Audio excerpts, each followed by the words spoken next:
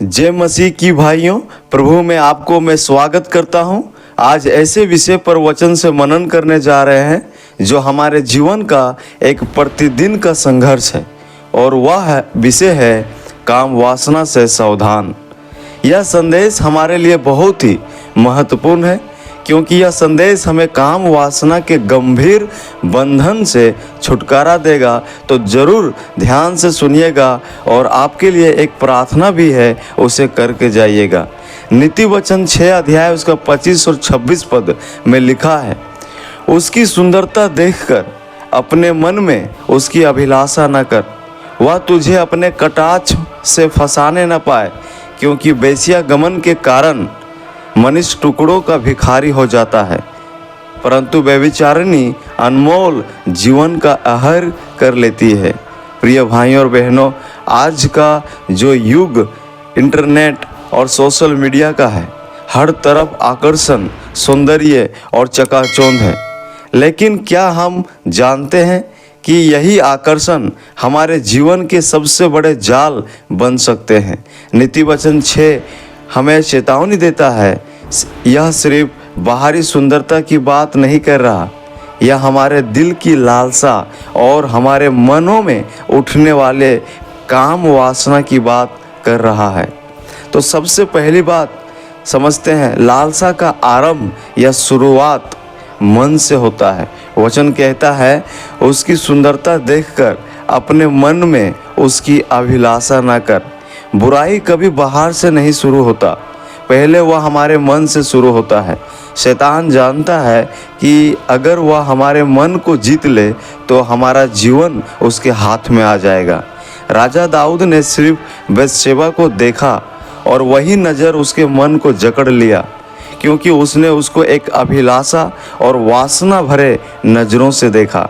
इसलिए प्रभु यीशु मसीह मत्ती 5 अध्याय के 28 पद में कहते हैं, परंतु मैं तुमसे यह कहता हूँ कि जो कोई किसी स्त्री पर कुदृष्टि डाले, वह अपने मन में उससे व्यभिचार कर चुका।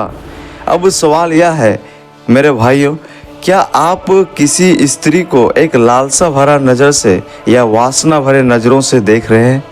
यह नज़र आपका कहीं भी हो सकता है, मोबाइल पर, टीवी पर, लैपटॉप पर, या फिर किसी भी सोशल मीडिया प्लेटफॉर्म पर। याद रखिएगा, नज़र कहीं आपका मन को जकड़ लिया तो फिर आप प्रैक्टिकल में उतर जाएंगे और फिर आपका आत्मिक जीवन बहुत खतरा में आ जाएगा। दूसरी बात समझते हैं हम इस वचन से कि दिखावटी सुंदरता का धोखा, वह तुझे अपनी कटाक्ष से यानी कि पलकों से ना फंसा ले। आजकल ऐसे युग में हम लोग जी रहे हैं जहां सुंदरता को बढ़ा चढ़ा कर दिखाया जाता है। फिल्टर, मेकअप, पोज और अदाएं, यह सब बाहरी सुंदरता को लेकर परमेश्वर हमें सिखाता है कि जो दिखाई देता है वह हमेशा सत्य नहीं होता। शैतान का हमेशा यही चाल रहता है कि वह हमें बस ऐसे ही प्रलोभन में हमारा जीवन को गिरा दे, और हमेशा हम सिर्फ शैतान को ही दोष ना दे, क्योंकि कभी कभी यह हमारा ही शरीर का अभिलाषा रहता है जो हम किसी स्त्री को अभिलाषा एक वासना भरे नज़रों से देखते हैं। मेरे प्यारे भाइयों और बहनों, यह ज़रूरी नहीं है कि जो मेरे आँखों को अच्छा लगे मेरे आत्मा को भी अच्छा लगे। हमें अपनी आँखों पर पहरा बिठाने की ज़रूरत है। और तीसरी बात जो बहुत ही ज़रूरी है कि लालसा या वासना का परिणाम या फिर इसका मूल्य क्या चुकाना पड़ता है, इसका गहरा नतीजा को समझे। वचन कहता है, क्योंकि वेश्या गमन के कारण मनुष्य टुकड़ों का भिखारी हो जाता है। लालसा हमें सबसे पहले आकर्षित करता है, फिर जकड़ता है और अंत में हमारा आत्मिक जीवन को नष्ट कर देता है। यह ऐसा पाप जो हमारा आत्मिक, मानसिक और आर्थिक रूप से तोड़ देता है। कितने नौजवान आज गलत संबंधों में पड़कर पढ़ाई, परिवार और भविष्य बर्बाद कर चुके हैं। याद रखें भाइयों, मोबाइल स्क्रीन पर छोटी सी लालसा जीवन भर का पछतावा बन सकता है। परमेश्वर चेतावनी देता है, जो लालसा के पीछे जाता है वह अंत में सिर्फ टुकड़ों का भिखारी बन जाता है। यानी अपनी गरिमा, पहचान और सामर्थ्य खो बैठता है। तो आइए जानते हैं इसका समाधान क्या है। सबसे पहली बात, पवित्रता में चलो। प्रभु यीशु मसीह तुम्हें शुद्ध कर सकता है। परमेश्वर का वचन ही तुम्हारे मन और आँखों को सुरक्षित रख सकता है।